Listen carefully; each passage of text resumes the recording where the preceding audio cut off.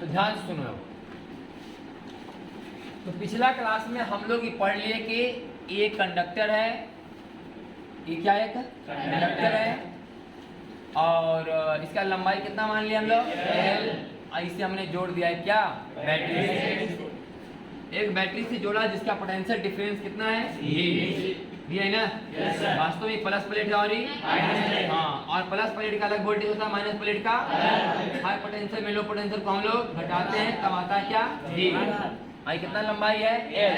तो बताए थे कि इसके अंदर में एक इलेक्ट्रिक फील्ड बन जाता है, यहाँ प्लस और यहाँ माइनस, यहाँ से इधर की ओर एक इलेक्ट्रिक फील्ड चालू होता है। इलेक्ट्रिक फील्ड का मान होता है V/L। आई बोलते हैं 1 कूलम पर लगने वाला बल्ब, सही कि नहीं। तो 1 कूलम पर लगने वाला बल्ब, तो यहाँ पर है इलेक्ट्रॉन। इलेक्ट्रॉन पर बल कितना लगा था, बल लगा था E गुना E। अब मास से भागा देता गया SC, अब एवरेज इसे बोला गया था ड्रिफ्ट वेलोसिटी। और हम ये बात मानते थे कि इतना चाल से इलेक्ट्रॉन चलना शुरू कर दिया। वास्तव में इलेक्ट्रॉन का झुंड इतना चाल से क्या हो रहा है, चल रहा है, फिर ना। तो यह इलेक्ट्रॉन कितना चाल से चल रहा है साहब, VD चाल। कितना चाल से, VD चाल, जिसे बोलेंगे औसत संवहन वेग, एवरेज ड्रिफ्ट वेलोसिटी। अब बात समझिए, हम आपको बताने जा रहे हैं कि इन टाइम T सेकेंड में देखिए क्या क्या हुआ। तो T सेकेंड में ये जो इलेक्ट्रॉन का झुंड है कितना दूर चल चुका होगा, बोले VD × T। दूरी बराबर चाल गुना समय, सही कि नहीं। VD चाल से चल रहे हैं ना इलेक्ट्रॉन। आई जो है ना तार का अपना एरिया होता है, इसे क्या होता है, इसे बोलते हैं area of cross section. Area of cross section बोलते हैं, हिंदी में बोलते हैं अनुप्रस्थ कांट का क्षेत्रफल। अनुप्रस्थ कांट का क्षेत्रफल बोला जाता है इसको। तो इलेक्ट्रॉन चल रहा है कितने चाल से, VD चाल।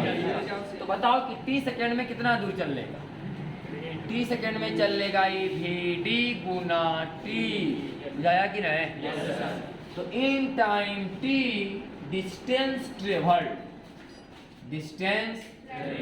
ट्रेवल्ड बराबर बोलो VD × T, मैंने तय की गई दूरी। डिस्टेंस ट्रेवल्ड मतलब तय की, इलेक्ट्रॉनों के द्वारा तय की गई दूरी कितना होगा, VD × T। इतना दूर तक वाला झुंड एकदम आ गया, VD × T तक। तो VD × T दूरी तक मैंने यहाँ से लेके यहाँ तक ना। तो बताओ इसका वॉल्यूम कितना हुआ यहाँ से यहाँ तक का। तो यहाँ से यहाँ तक बेलन के आकार की है ये। तो बेलन का आयतन कितना होता है, πr²h। बेलन का आयतन आपको इस समझ में आता हो कि πr² माने पेंदी वाला सतह का क्षेत्रफल गुने h, πr²h, सही कि नहीं।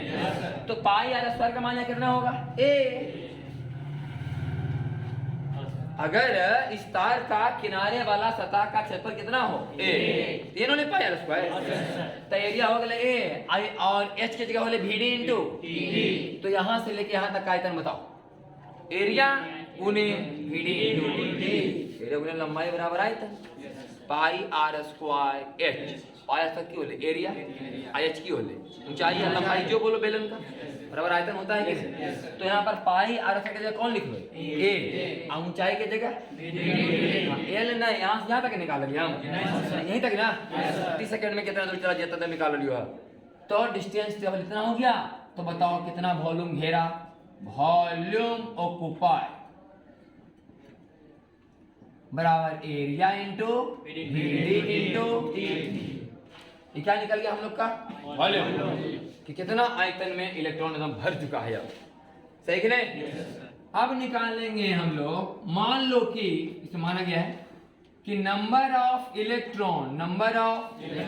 इलेक्ट्रॉन बटा वॉल्यूम बराबर n। ये हम माने हैं किस कंडक्टर के अंदर में एक आयतन में इलेक्ट्रॉन की कितना है, n माना गया है। अभी कंडक्टर पर जरूरी नहीं ना भाई, अलग अलग मटेरियल हो सकता है, कॉपर हो सकता है, सिल्वर हो सकता है, एल्युमिनियम हो सकता है, आयरन हो सकता है कि नहीं। अलग अलग मटेरियल के वायर हो सकते हैं। तो अलग अलग मटेरियल में नंबर ऑफ इलेक्ट्रॉन की संख्या भी अलग अलग होगी। तो बात समझिए, हम यह मान लें कि जो भी कंडक्टर है ये वाला, उसके एक आयतन में कितने इलेक्ट्रॉन है? n electron. Number of electron per unit volume का मतलब हुआ एकांक आयतन में इलेक्ट्रॉन की संख्या। एकांक आयतन में इलेक्ट्रॉन की बराबर कितना? n। अब समझो, तो एक आयतन में कई इलेक्ट्रॉन, अब अभी कितना आयतन के बारे में चर्चा हो रही है? A into B D into T, और लेकिन यहाँ से यहाँ तक क्या आयतन कितना है? A into B D into एक आयतन में कई इलेक्ट्रॉन, तो बताओ इतना आयतन में कई इलेक्ट्रॉन इतना गुने, इतना गुने total number of electron. Total number of electron बराबर बोल NaBD गुना T, NaBD गुना इतना इलेक्ट्रॉन यहाँ तक में है कि नहीं है? और एक इलेक्ट्रॉन में कितना चार्ज? E, छोटा वाला E। एक इलेक्ट्रॉन में कितना चार्ज? तो इतना इलेक्ट्रॉन में कितना चार्ज? E, इतना गुने ही बस में कि नहीं? पहले लंबाई निकाले, लंबाई में गुना के क्षेत्रफल से तो आयतन निकल गया। एक आयतन में n इलेक्ट्रॉन, कितना आयतन में इतना इलेक्ट्रॉन। एक इलेक्ट्रॉन में चार्ज कितना? स्मॉल ई। तो इतना इलेक्ट्रॉन में कितना चार्ज? स्मॉल ई। तो टोटल चार्ज, टोटल बराबर बोल NaBD गुना T। क्या आया ये? चार्ज। क्या आया ये? चार्ज में टाइम से भागा दें तो क्या निकल जाएगा? करंट। इतना चार्ज बहा कितना देरी में? 30 सेकंड में ना। इतना चार्ज फ्लो हुआ कितना देरी में? और 1 सेकंड में बहने वाले आवेश को हम लोग विद्युत, इसका मतलब करंट बराबर चार्ज बाई टाइम। बताओ ये चार्ज में टाइम से भागा देंगे तो क्या बचेगा? En करंट का मेन फार्मूला ये प्रूफ करने के लिए आता होता नहीं है कि प्रूफ कीजिए आई बराबर ये, प्रूफ नहीं आता है। याद रखना है आपको बस ये फार्मूला को। आई बराबर क्या होता है? NaBD। सब बोलो आई बराबर NaBD। आई क्या है? हाँ बोलो, आई क्या है? Electric current. आई क्या है? ई क्या है? इलेक्ट्रॉन का चार्ज। ई क्या है? इलेक्ट्रॉन का n। Number of electron per unit volume. Number of electron बोलना सही बात नहीं है, number of electron per unit volume बोलना सही बात है। एक आयतन में इलेक्ट्रॉन की संख्या है, पूरे इलेक्ट्रॉन की संख्या ही नहीं है। एक आयतन में इलेक्ट्रॉन की संख्या कितना है? ये क्या है? अनुप्रस्थ कांट का क्षेत्रफल। अनुप्रस्थ कांट का और बीडी क्या है? Drift velocity. Drift velocity. फिर से बोलो, आई क्या है? ई क्या है? इलेक्ट्रॉन का। एन क्या है? Number of electron per unit. एक आयतन में इलेक्ट्रॉन की ये क्या है? एरिया ऑफ इंटरसेक्शन, किनारा का क्षेत्रफल। और बीडी ड्रिफ्ट वेलोसिटी। इसका फॉर्मूला हमें पता है, इसका फॉर्मूला हमको पता है। E Guna E, E intense, mass of electron और एवरेज टाइम। जहां तक हमको E के बारे में पता है, E बराबर ही पता है V बाई N। तो एक मोटा मोटी तुमको तरह पता करना है। एक तो याद रखना है I बराबर ENA, VD बराबर एक्सीलरेशन इनटू ऐसा याद रखना। और E क्या है? इलेक्ट्रिक फील्ड इंटेंसिटी बराबर V बाई N। V क्या है? Potential difference. भी क्या है? पूरा बात समझ आया कि नहीं? आई बराबर ENaBD। ई तो हो गया इलेक्ट्रॉन का चार्ज, ये हो गया एरिया, ये हो गया number of electron per unit volume, BD drift velocity. इसका फॉर्मूला यहाँ पता है, ये इलेक्ट्रॉन का चार्ज, ये मास of electron, average time, electric field intensity बराबर V बाई N। L है वायर की लंबाई और V है विभवांतर। V है मेन फॉर्मूला करंट का। आई बराबर ENaBD। आगे बढ़े यहाँ तक हो गया होगा। कहीं नंबर क्या तक हुआ? बोलो 9 तक क्लियर हुआ?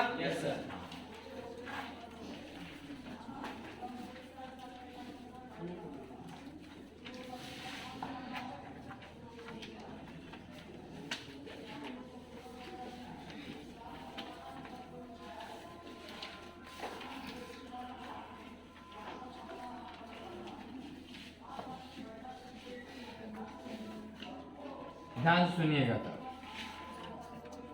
अब इसी फॉर्मूला पर समूचा करंट आगे बढ़ जाएगा, इसी फॉर्मूला पर। देखिए ऊपर आई बराबर E N A B D, I बराबर बी डी बराबर छोटा ई गुना बड़ा ई बटा एम ई इंटू समय, छोटा ई गुना बड़ा ई बटा एम ई इंटू छोटा ई इलेक्ट्रॉन का चार्ज है, बड़ा ई इंटेंस, इसका formula V by D I विभवांतर, बैटरी के प्लस प्लेट और के बीच का ठीक। आई बराबर E N A B D formula भैया ठीक। तो आई बटा ए बराबर बोलो E N B D, I बटा ए बराबर इसका एक नया नाम दिया गया आई बटा ए को जे, क्या नाम दिया गया जे। आई बटा ए का एक अलग नाम दिया गया, आई बटा ए बराबर क्या बताया गया जे। तो जे बराबर क्या हुआ ई एन, आई बटा ए बराबर जे को एक अलग नाम दिया गया करंट डेंसिटी, करंट धारा घनत्व, धारा घनत्व चीज को समझिएगा। अब हम लोग नया टर्म पढ़ने जा रहे हैं, धारा घनत्व क्या है, धारा घनत्व किसे कहते हैं, कैसे लिखाएगा भाई, सवेरे होगा। आई बराबर ई एन बी डी में हमने लिखा आई बटा ए बराबर E N B D, I बटा ए को क्या नाम दिया हमने जे, इसी आई बटा ए का नाम क्या हो गया धारा घनत्व। अब समझिए आप, मान लिया जाए कि एक वायर है, इसमें करंट कितना चल रहा है आई इसका एरिया कितना है ए, तो हमने जे बराबर फॉर्मूला बताया कि आई बटा जे बराबर करंट बटे एरिया बराबर धारा घनत्व, करंट बटे एरिया बराबर हाँ धारा घनत्व नाम दिया गया करंट डेंसिटी। फॉर्मूला क्या कहता है, कहता है कि एक क्षेत्रफल से होकर जितनी धारा गुजरती है उसे धारा घनत्व कहते हैं। आई करंट जा रहा है कितना क्षेत्रफल से ए क्षेत्रफल से, आई करंट जा रहा कितना क्षेत्रफल से, ऐसा नहीं ना भैया कि आई करंट खाली बीच में जाता होगा, पूरा तार से होकर जाता होगा, पूरा तार से एकदम पूरा तार से होकर करंट जा रहा है कितना क्षेत्रफल से एक क्षेत्रफल से। तो एक क्षेत्रफल से कितना करंट जा रहा है, तो एक से एक क्षेत्रफल से आई करंट जा रहा है तो एक से इसे क्या नाम दिया गया जे। तो करंट डेंसिटी का परिभाषा क्या हो गया कि current flowing per unit area normal to the plane. आपको कुछ लिखा हो नहीं, पहले हमारा बात सुनिएगा। करंट डेंसिटी का जो सटीक फॉर्मूला है आपका दूसरे ढंग से लिखा हो, पढ़ के सुनाएंगे आपको। Current flowing per unit area, current flowing per unit area, इतने सुनो तुम, current flowing per unit area माने एक क्षेत्रफल से होकर जाने वाला करंट, सही कि नहीं। Current flowing per unit area मतलब क्या, एक क्षेत्रफल से बहने वाला करंट, एक क्षेत्रफल से होकर बहने वाला, लेकिन इतनी सही बात नहीं है। मेन फॉर्मूला होना चाहिए current flowing per unit area normal to the plane, normal to the plane. माने तुमको ऐसा लग रहा है ना कि हम जिस सतह के बारे में चर्चा कर रहे हैं करंट का लंबवत जा रहा है एकदम खड़ा खड़ी एकदम ऐसे लग रहा है कि नहीं। ये जो सतह को छू के देखो तो आपको लगेगा कि करंट और ये सतह दोनों क्या एक दूसरे पर लंब है, समझ गए। तो आपका जो करंट डेंसिटी का परिभाषा लिखा हुआ है आप पढ़िए, उसमें क्या लिखा करंट डेंसिटी का परिभाषा, current flowing per unit area है लिखा, करंट फ्लोइंग, लेकिन बगल में एरिया का मतलब समझाया गया है, उसमें लिखा गया है धारा घनत्व में it is defined as electric current flowing per unit area, लेकिन नीचे लिखा है कि where area is area of plane which is perpendicular to direction of flow of current. लिखा हुआ मिला, it is defined as electric current flowing per unit area है, ऐसा मिला ना कि एकांक क्षेत्रफल से होकर बहने वाला करंट को हम लोग बोलते हैं धारा घनत्व, लेकिन बगल में लिखा है कि वेयर एरिया इज, जहां एरिया क्या है तो area of plane which is perpendicular to direction of flow of current, माने एरिया उस प्लेन का क्षेत्रफल है करंट जिस सतह के लंबवत जा रहा है।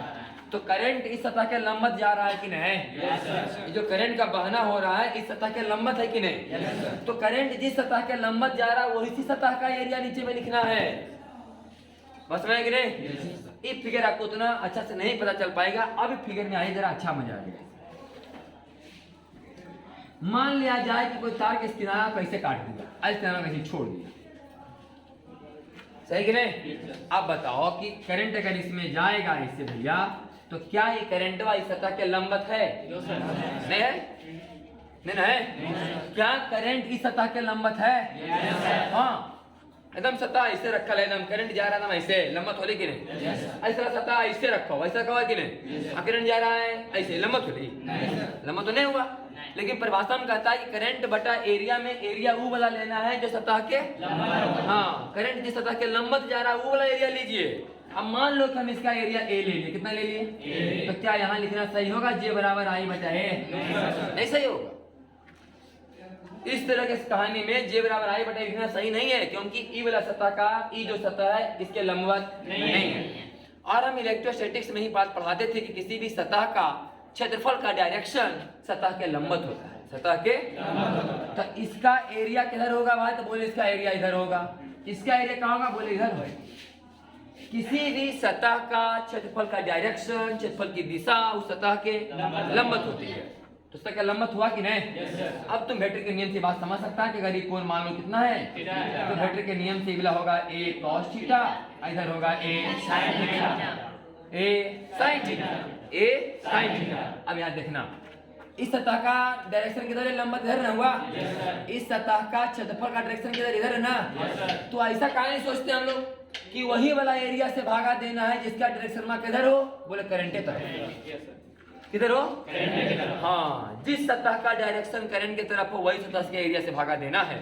तो अब बताओ कि यहाँ पर एक cos थीटा से भागा दें कि sin थीटा से, एक cos थीटा, तब जाकर इस फॉर्मूला को बोलेंगे जे बटा a cos थीटा, जे बराबर आई बटा a cos theta. I a cos theta किसका क्षेत्रफल हुआ, बोले इसका हुआ, इसका इसका जो वास्तव में होना चाहिए था। इसका मान दिया गया है a, इसका मान कितना होगा a cos theta, a cos theta, clear हुआ कि नहीं। और यहाँ से फॉर्मूला ही पता चला कि करंट में उस सतह के क्षेत्रफल से भागा देना है करंट वाला जिस सतह के लंबवत जा रहा। अब आपको साफ पता चलता होगा कि जो करंट वाला इस सतह के लंबवत जा रहा है, इस सतह के लंबवत, तो इसका एरिया कितना है a, इसका एरिया कितना है a, तो a सही है नहीं, करंट क्योंकि इस सतह के लंबवत जा रहा है, इसका एरिया लेना होगा a cos थीटा, इसलिए करंट J बराबर I बटा a cos थीटा। अब इसको घुमा के अगर लिखो तो लिखेगा I बराबर J a cos theta, I बराबर J cos थीटा।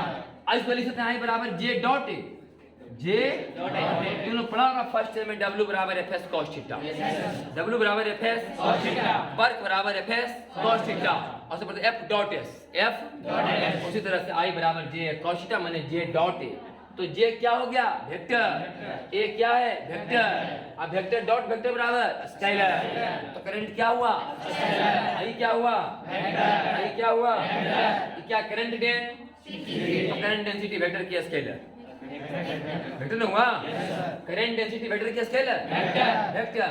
को पूछे कि करंट माने करंट डेंसिटी का डायरेक्शन कैसे होता है भाई, बोलेंगे हाई पोटेंशियल से low potential, low potential, high potential से लो पोटेंशियल। मात्रक बोलो करंट डेंसिटी का, करंट का मात्रक बोलो क्षेत्रफल का metre square, cos theta sin theta का मात्रक उत्तरक क्योंकि संख्या है, cos 0 1 cos 3/2 cos 45 1/2 संख्या है ना जी, तो मात्रक उत्तरक जगह से सुन लो पहले। पहला से करंट डेंसिटी किसे कहते हैं, करंट डेंसिटी का मात्रक क्या है, ये वेक्टर है कि इसका डायरेक्शन किधर से किधर होता है। तो करंट डेंसिटी का पहले परिभाषा हमने सीखा, परिभाषा क्या बताया करंट डेंसिटी का, current flowing per unit area normal to the plane, current flowing per unit area normal to the plane. अपनी भाषा में बोल रहे हैं, आपका लिखाया गया है खाली current flowing per unit area, और साइड से समझाया गया कि एरिया मतलब वो वाला सतह का एरिया करंट जिस सतह के लंबवत जा रहा है, लिखल ना। तो इस कहानी में करंट इस सतह के लंबवत जा रहा है, इसलिए इसके एरिया से भागा है।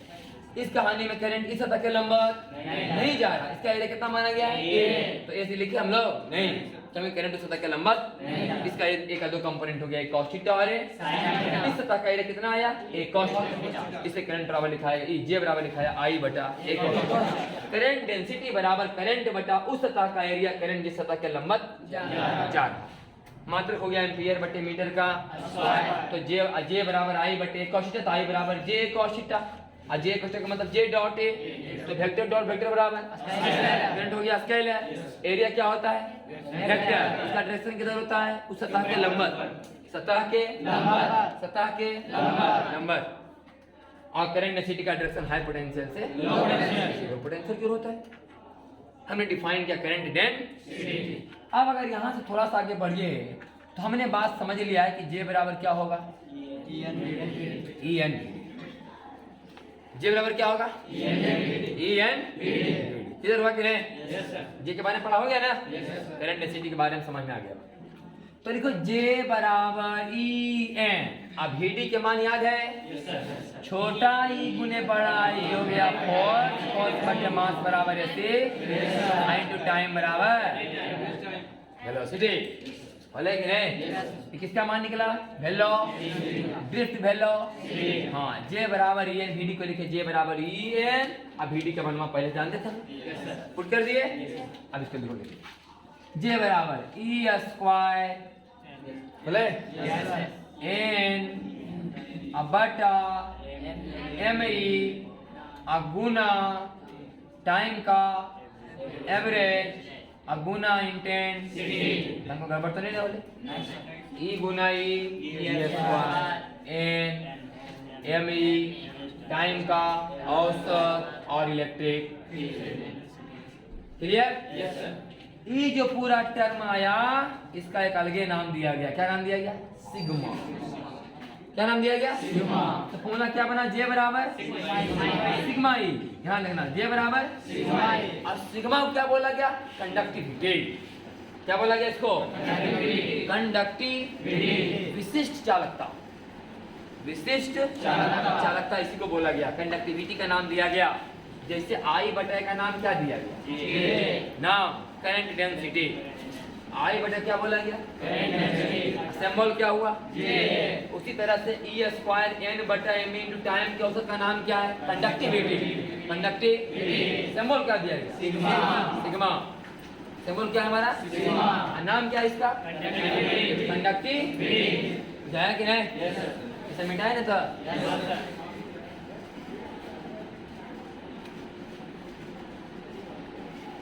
अब हम लोग पढ़ेंगे कंडक्टिविटी के बारे में। डिटेल से समझते कंडक्टिविटी क्या है।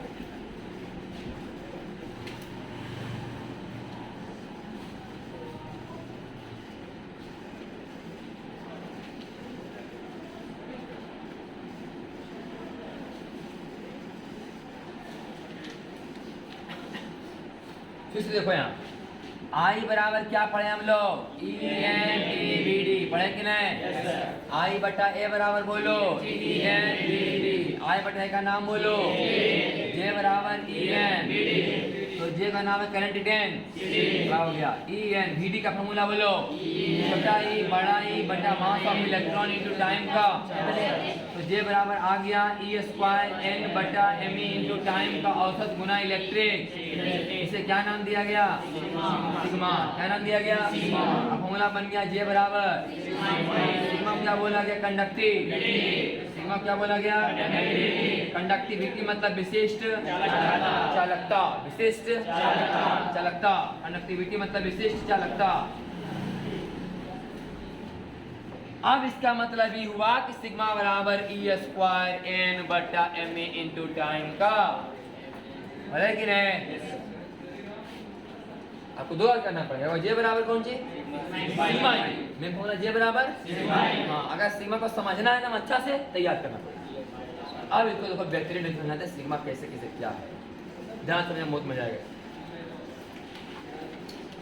इलेक्ट्रॉन का चार्ज कहीं बदलने का चीज है नहीं ना? ऐसा कि गर्मी में ज्यादा ठंडा में कम। समझ में आ रहा है कि नहीं? इलेक्ट्रॉन का चार्ज बदलने का चीज नहीं है।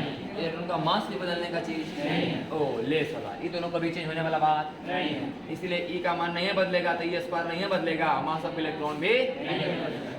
इसका मतलब किसी भी तार का कंडक्टिविटी दो चीज पर डिपेंड, एक किस पर? एन पर और एक टी पर।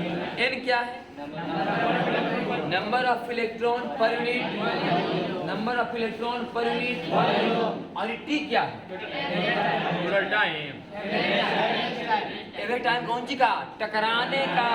जब इलेक्ट्रॉन चल रहे थे आपस में तो वही टकराने का औसत समय कि चला बाद फिर टकरा गया, फिर चला फिर टकरा गया। बस में कि नहीं? अब तू बताओ, यहाँ ध्यान सुनना, इलेक्ट्रॉन का चार्ज बदलने वाली बात नहीं है। इलेक्ट्रॉन का मास बदलने वाली बात नहीं है। एन बदल जाता है कभी कभी। मटेरियल बाई मटेरियल एन का मान क्या होता है? चेंज। ध्यान समझना, ई और एम, ई क्या चीज है? कांस्टेंट, कभी नहीं बदलेगा। एन का मान बदल सकता है कि नहीं? हाँ, किसके हिसाब से? मटेरियल के हिसाब से। चांदी के अलग एन का मान होगा, कॉपर का अलग एन का मान होगा, एल्युमिनियम का। हर एक कंडक्टर के अंदर में मतलब समान आयतन में समान इलेक्ट्रॉन नहीं होते। जो अच्छा चालक है उसमें नंबर ऑफ फ्री इलेक्ट्रॉन एक आयतन में क्या होगा? ज्यादा। और जो घटे चालक उसमें कम। इसलिए यहाँ से पता चलता है कि जिसके अंदर में number of electron per unit volume का मान ज्यादा होगा वो अच्छा चालक कहलाएगा, वो अच्छा चालक कहलाएगा। विशिष्ट चालकता, विशिष्ट चालकता क्या है? विशिष्ट चालकता किसी वस्तु का गुण है, किसी कंडक्टर का गुण है। क्या है वो? गुण। क्या है? प्रॉपर्टी है किसी कंडक्टर का, किसी चालक का। कैसा प्रॉपर्टी भाई? बोले विशिष्ट चालकता, कंडक्टिविटी किसी चालक का ऐसा प्रॉपर्टी है जिससे यह पता चलता है कि उस चालक से होकर विद्युत धारा का प्रवाह कितनी सुगमता से होगा, कितनी आसानी से होगा, कितना अच्छा से हो जाएगा। जिस चालक का कंडक्टिविटी ज्यादा है समझ लेना कि एकदम करंट वाला खूब अच्छा से जाएगा। जैसे जनरल भाषा में तुम इतना जरूर जानता हो कि चांदी सबसे अच्छा चालक है, चांदी। उससे थोड़ा सा खराब कॉपर, कॉपर से थोड़ा सा खराब एल्युमिनियम, उससे थोड़ा सा खराब लोहा। समझता है कि नहीं? तो अगर चांदी सबसे बेस्ट चालक है इसका मतलब चांदी का क्या ज्यादा है? कंडक्टिविटी। कंडक्टिविटी ज्यादा है।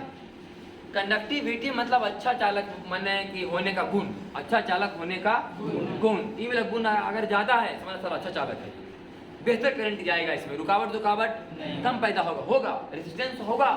रुकावट तो होने हैं, इलेक्ट्रॉन टकराएंगे ही, लेकिन भयानक टकराएंगे नहीं, टकराएंगे, रुकावट तो भी करेगा, लेकिन उसमें भी सबसे कम रुकावट इसमें होगा। अच्छा चालक है, समझ गए? तो जिसका number of electron per unit volume का मान ज्यादा होगा उसका कंडक्टिविटी का मान भी ज्यादा। और चालक क्या कहलाएगा? अच्छा चालक कहलाएगा, गुड कंडक्टर कहलाएगा। ठीक है? गुड कंडक्टर होने के लिए कंडक्टिविटी का मान क्या होना चाहिए? ज्यादा होना चाहिए। और कंडक्टिविटी का मान ज्यादा होने के लिए क्या ज्यादा होना चाहिए? Number of free electron per unit volume. एक आयतन में फ्री इलेक्ट्रॉन की संख्या ज्यादा होनी चाहिए। दूसरा बात रहा टाइम। टाइम में लिखा है क्या? एवरेज। एवरेज टाइम किसका फंक्शन है? टेम्परेचर का, तापमान का। तापमान सुनिए अब कहानी, तापमान ज्यादा रहेगा तो इलेक्ट्रॉन में टकराव ज्यादा होगा। तापमान ज्यादा रहेगा, इलेक्ट्रॉन में एनर्जी ज्यादा मिलेगा, वो ज्यादा स्पीड चलना चाहेगा, लेकिन सारा इतना भीड़ वाले की टकराव ज्यादा होगा। तुम समझो कि एक मेला का झुंड जा रहा है, तो झुंड एक सावधानी से निकले, एक अच्छा चाल से तब अच्छा चल पाएगा कि खूब दौड़े तब चल पाएगा। माना कि नहीं? अरे एक झुंड है, खूब एकदम मेला जा रहा है, एकदम ठेलम ठेली। मान लें देखो दुर्गा पूजा में, तो दुर्गा पूजा में जहाँ भागदौड़ हुआ तो कोई बच्चा भाग नहीं पाएगा। सावधानी से निकलेगा तो सब निकल जाए, लेकिन जहाँ कहीं भागदौड़ हुआ सब वहीं पर गया जाएगा। होता कि नहीं? अब समझिए कि जब उसको टेम्परेचर ज्यादा मिलेगा, टेम्परेचर क्या मिलेगा? ज्यादा। टेम्परेचर ज्यादा मिलेगा तो टकराव भी ज्यादा करेगा। वो भागना चाहेगा तेजी में, लेकिन भागने के बजाय टकराएगा ज्यादा। अब बताओ कि टकराएगा ज्यादा, जल्दी टकराएगा, खूब जल्दी टकराएगा, तो टकराने का समय घटले की बढ़ रहे? घट गए ना। जल्दी टकराने का मतलब कि टक्कर के बीच का समय। अब बताओ कि समय घट गया तो ये मान भी घट गया। आई घटा कब? जब तापमान चला। इसका मतलब तापमान बढ़ाने से चालकता घट जाएगा। तापमान बढ़ाने से, हाँ, इसीलिए हम लोग कंडक्टर के तापमान को ज्यादा बढ़ाना नहीं चाहिए। ज्यादा टेम्परेचर दीजिएगा किसको? कंडक्टर को। तो टेम्परेचर ज्यादा रहेगा तो टकराव खूब होगा, तेजी में टकराव खूब होगा, तो टकराने में समय क्या लगेगा? कम। और समय लगेगा कम तो मेरा मान भी क्या हो जाएगा? कम। तू अच्छा चालक की तरह व्यवहार नहीं करेगा, क्योंकि ई वाला ज्यादा होने के ज्यादा होना चाहिए ना। मैंने देर में टकराए, खूब देरी चले मस्ती से अच्छा खासा चाल से, तब टकराए, है कि नहीं? अब चला खूब टकराव हो रहा है तो क्या चल पाया करें? आगे से ज्यादा तक पहुंच ही नहीं पाएंगे। बात समझ आ रहा है कि नहीं? सबसे पहला बात हम लोग पढ़ेंगे कि कंडक्टिविटी क्या है भाई। तो कंडक्टिविटी किसी पदार्थ का, किसी कंडक्टर का वह गुण है जिसके चलते हम यह डिसाइड करते हैं कि उस कंडक्टर में करंट का प्रवाह कितनी आसानी से, कितनी सुगमता से हो पाएगा। ये कहलाता है कंडक्टिविटी। कंडक्टिविटी डिपेंड करता है एन पर और टाइम, एवरेज टाइम। ई और एम तो कांस्टेंट है ना। ये माने कि जिस मटेरियल का number of free electron per unit volume ज्यादा होगा तो कंडक्टिविटी भी क्या होगा? ज्यादा होगा। टकराने में समय क्या लगना चाहिए? ज्यादा। मैंने लेट से टकराए, अच्छा खासा चले तब टकराए, समझना कि नहीं? टकराने में समय क्या लगना चाहिए? टकराने में समय क्या लगना चाहिए? ज्यादा। और ये ज्यादा समय कब लगेगा? जब तापमान क्या रहेगा? कम। तापमान। अब बताओ कि टेम्परेचर बढ़ाने से कंडक्टिविटी बढ़ेगा घटेगा? घटेगा। टेम्परेचर बढ़ाने से कंडक्टिविटी बढ़ेगा घटेगा? घटेगा। सवाल आता है, सवाल है कि टेम्परेचर बढ़ा देने से कंडक्टिविटी पर क्या असर पड़ता है? बोले कंडक्टिविटी घट जाएगी, क्योंकि टेम्परेचर बढ़ाइएगा टकराव जल्दी होगा, टकराव जल्दी होगा तो समय टकराने में कम लगेगा, समय यहाँ कम लगेगा तो सिग्मा का मान घट जाएगा। समय है कि नहीं? और ये तार के लंबाई उम्बाई पर डिपेंड, कहीं लंबाई की चर्चा हो, तार के एरिया के बारे में चर्चा है, कोई पूछे कि 1 मीटर लंबा तार का कंडक्टिविटी 1 सिग्मा, तो 2 मीटर लंबा तार का 21 सिग्मा। एक गुण है, साइज पर डिपेंड नहीं करता। मान लो पतला तार का काम मैंने कंडक्टिविटी 1 सिग्मा, तो मोटा तार का भी कंडक्टिविटी 1 सिग्मा, बशर्ते कि दोनों एक ही मटेरियल का, कॉपर के हो, नहीं कि वो कॉपर के एगो चांदी के, थी ना, तो इनका मान चेंज हो जाएगा। एगो कॉपर लगा एगो चांदी, तो इनका मान चेंज, क्योंकि डिपेंड करता है किस पर? मटेरियल चेंज है तो इनका मान चेंज हो गया। दोनों लीजिए चांदी के, दोनों लीजिए कॉपर के, तुम कॉपर का दुनिया का कोई तार ले लो, मोटा नाटा पतला छोटा जैसा मन तैसा ले लो, सब कंडक्टिविटी का मान क्या होगा? सेम, बशर्ते तापमान सबका सेम होना चाहिए। नहीं, तापमान भी ऊपर नीचे होने से मान पर असर पड़ जाता है ना। तो एक तो मटेरियल सेम होना चाहिए और साथ ही साथ हाँ, दुनिया का जितना लोहा है अगर समझिए एक ही तापमान पर है तो कैसनो लोहा सारा क्यों न रहे, सब कंडक्टिविटी का मान क्या होगा? सवाल फंसाता है खूब। 1 मीटर लंबा तार का कंडक्टिविटी 1 सिग्मा के, बताओ 2 मीटर लंबा तार का क्या होगा? बच्चा जब मार क्या है? 2 सिग्मा। कुछ depend sigma does not depend upon shape and sigma is not equal to function of shape and size. तार के शेप और साइज से कोई लेना देना, सिर्फ मटेरियल से मतलब है। और टेम्परेचर बढ़ेगा तो कंडक्टिविटी का मान, टेम्परेचर घटेगा तो कंडक्टिविटी का मान, मटेरियल चेंज तो कंडक्टिविटी का मान, जिसका इनका मान ज्यादा सिग्मा का मान भी। समझ आया कि नहीं? और कंडक्टिविटी क्या है? एक गुण है जिसके द्वारा हम यह तय करते हैं कि उस मटेरियल में करंट का प्रवाह कितनी आसानी से, कितनी सुगमता से, आसानी से प्रवाहित हो जाए। क्लियर है? बंद।